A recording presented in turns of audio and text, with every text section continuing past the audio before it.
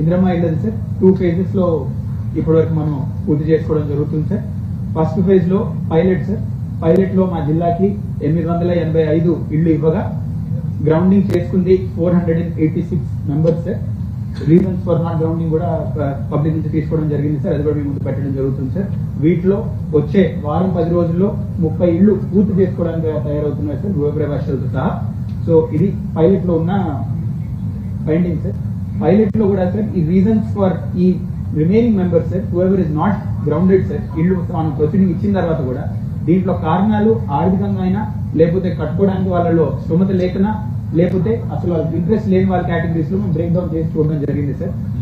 ఈ ఫైనాన్షియల్ గా మొదటి లక్ష్య పెట్టుకోవడానికి కష్టపడిన వాళ్ళకి గవర్నమెంట్ మంత్రి గారు ఇచ్చిన సలహాలు మేరగా మా డ్వాక్రా గ్రూప్ ద్వారా లింకేజ్ ఇచ్చి వాళ్ళకి లోన్లు ఇప్పించాం సార్. మా జిల్లాలో 200 పైన మహిళల ద్వారా మనం లోన్లు ఇప్పించుకుంటూ డ్వాక్రా గ్రూప్ లోన్ ద్వారా ఫస్ట్ లాక్ ఇవ్వడం జరిగింది సార్. వాళ్ళు దాని తర్వాత గవర్నమెంట్ డబ్బులు గ్రౌండ్ లెవెల్ రాగానే రీఎంబర్స్ చేయగానే వాళ్ళు గ్రూప్ మళ్ళీ రీపే చేస్తున్నారు సార్. సో 169 మెంబర్స్ మాకు ఆర్థికంగా బలం లేదు సార్, మనం కట్టుకోలేము అని చెప్పిన వాళ్ళకి 77 మందికి మనం ఒప్పించడం జరిగింది సార్.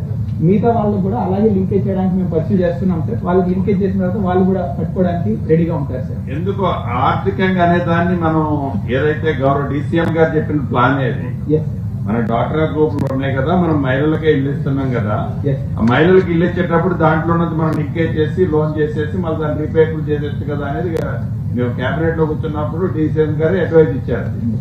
సో ఇచ్చినప్పుడు ఎందుకు 78-80 మెంబర్స్ అయినా why they are not interested sir? We are supporting కదా.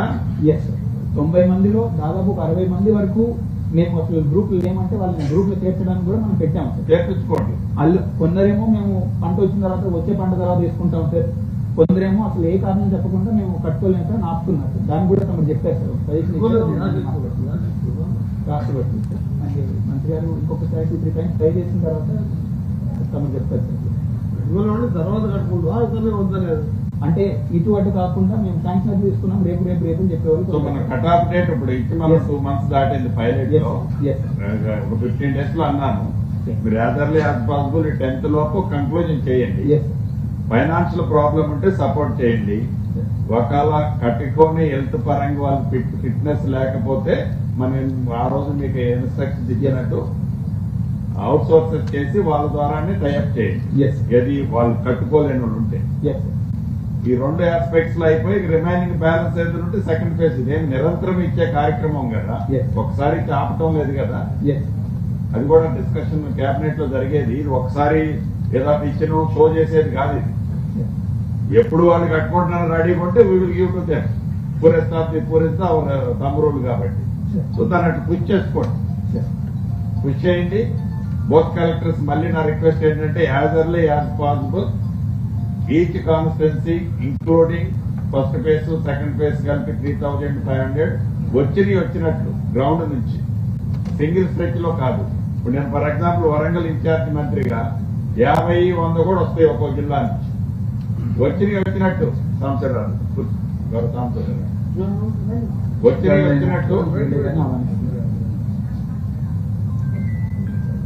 వచ్చినట్టు మీరు గౌరవ ఇన్ఛార్జ్ మంత్రి గారు పిక్ చేసేసి క్లియర్ చేయండి, క్లియర్ చేయించుకోండి.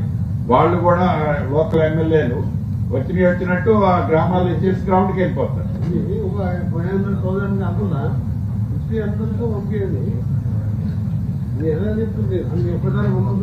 ఇప్పుడే లోన్ మంత్రి గారు చెప్పారు ఒకేసారి 100,000-2,000 పంపుతున్నారు.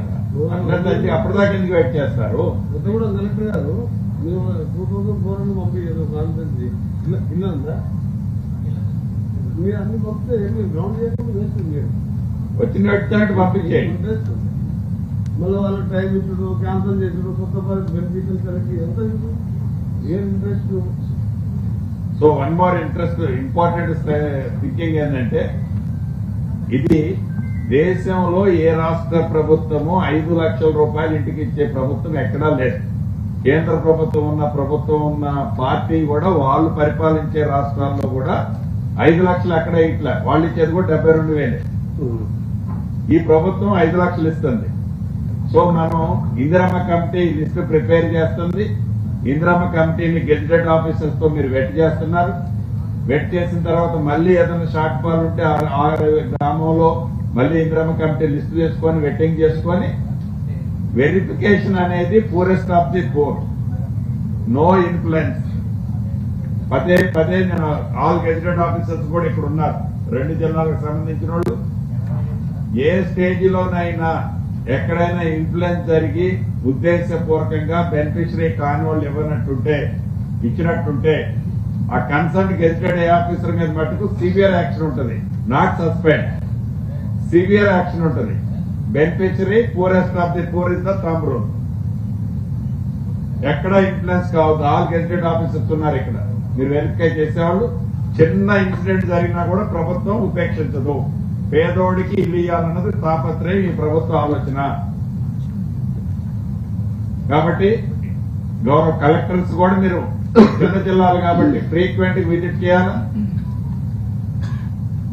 గెజిటెడ్ ఆఫీసర్స్ ఇందిరమ్మ కమిటీ ఇచ్చిన దాంట్లో ఎక్కడా మ్యానిపులేషన్ జరగొద్దు, చిన్న అవకతవకలు కూడా జరగొద్దు. కాబట్టి పూరెస్ట్ ఆఫ్ ది పోర్. ఇది చాలా పెద్ద స్కీమ్. ఇది రాష్ట్ర ప్రభుత్వం డబ్బులు ఇబ్బంది ఉన్నా గట్టి గారు అది మిగతా అన్ని ఆపైనా కూడా 22,500 కోట్లు ఇస్తున్నారు. చిన్న విషయం కాదు. కాబట్టి దాన్ని మీరు ప్రాపర్ గా grounding poorest of the poor. దయచేసి దాంట్లో శ్రద్ధ తీసుకోండి. దీనికి సంబంధించిన శాండ్ విషయంలో కూడా గౌరవ ముఖ్యమంత్రి గారు మొన్న వీడియో కాన్ఫరెన్స్ లో చెప్పారు, మళ్లీ చెప్తున్నా, పోలీస్ యంత్రాంగము, మైనింగ్, ఇతరత్ర హౌసింగ్ కి అడ్డం పెట్టుకొని శాండ్ ఏదైనా మ్యానిపులేషన్ జరుగుతుందేమో, శాండ్ ఆబ్లిక్, మెటల్ ఆబ్లిక్ ఎక్సెట్రా ఎక్సెట్రా ప్రాపర్ గా దాన్ని యాక్షన్ తీసుకోవాలి. అదే రకంగా రేట్లు నియంత్రణ, అది మేస్త్రి విషయం కావచ్చు, బ్రిక్ విషయం కావచ్చు, ఈ హౌస్ కి రిక్వైర్మెంట్ అయ్యే మెటీరియల్ విషయంలో కూడా డిమాండ్ ఉంది కదని ఇష్టమైన రేట్లు జరగకుండా ఉండే విధంగా ఒక కమిటీని కూడా కాన్స్టిట్యూట్ చేస్తున్నాం. జిల్లా ఒక యూనిట్, జిల్లాలకి ప్రతి కాన్స్టిట్యున్సీ ఒక యూనిట్ చేసి మీకు కమ్యూనికేట్ చేస్తున్నాం. వీలైనంత వరకు ఎక్కడా ప్రాబ్లం రాకుండా ఎడిషనల్ కలెక్టర్ గారు రోల్ మెయిన్ ఉంటుంది ధరల దాంట్లో. Take care both additional collectors, police also. So proper గా ఏదో పేదోళ్ళకి ఏదో ఇళ్ళు వచ్చినాయి మనం ఎట్లా పడితే అట్లా దోచుకుంటామని బిజినెస్ పర్సన్స్ అన్నా కుదరదు. పాత రేట్లు ఏదైతే ఉంటుందో ఆ రేట్ల ప్రకారంగానే జెన్యున్ గా వచ్చేటట్టు మీరు ప్రాపర్ గా హ్యాండిల్ చేయాలి. ఓకేనా? యాజ్ ఎర్లీ యాజ్ పాసిబుల్ చేయండి. బఫర్ లిస్టు అంటే ఈ 3,500 కాకుండా బఫర్ లిస్టు ఒక 1,500 మందిని కూడా ఇది ఫైనల్ అయిన తర్వాత ప్రతి నియోజకవర్గానికి అది కూడా ప్రిపేర్ చేయండి.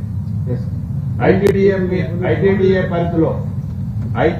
పరిధిలో అదనంగా మీకు ఆల్రెడీ ఐటీడీఏ పిఓ గారు కూడా కొన్ని ఇచ్చాం. ఐటీడీఏ పరిధిలో ఉండే వాళ్ళకి ఆల్రెడీ గౌరవ ముఖ్యమంత్రి గారు, ఉప ముఖ్యమంత్రి గారి సూచనలతో దాని ప్రకారంగా ఐటీడీఏ సంబంధించిన ప్రాంతాల్లో అడిషనల్ దానికి ఐటీడీఏ పిఓని మీరు కోఆర్డినేట్ చేసుకొని సేమ్ ఇందిరమ్మ కమిటీ సిస్టమ్. అదే రకంగా ఇది లిస్ట్ కంప్లీట్ అయిన తర్వాత గతంలో ఆ మండిగోడలతోనో డిఫరెంట్ స్టేజ్ లో ఉన్న 2 BHKలు కూడా అక్కడక్కడ కనపడుతుంటాయి. ఏది చంద్రలోకంలో ఉన్నట్టు అక్కడోటి కనిపిస్తుంటాయి. అది కూడా బెనిఫిషరీస్ ని ఫైనల్ చేయాలి. దాన్ని కూడా ఎక్కడ అటువంటి కనపడటానికి వీలేదు ఈ ప్రభుత్వం. వాళ్ళకి కూడా మనం పేమెంట్ ఇస్తాం, బ్యాలెన్స్ అమౌంట్ వాటిని కూడా కంప్లీట్ చేయాలి.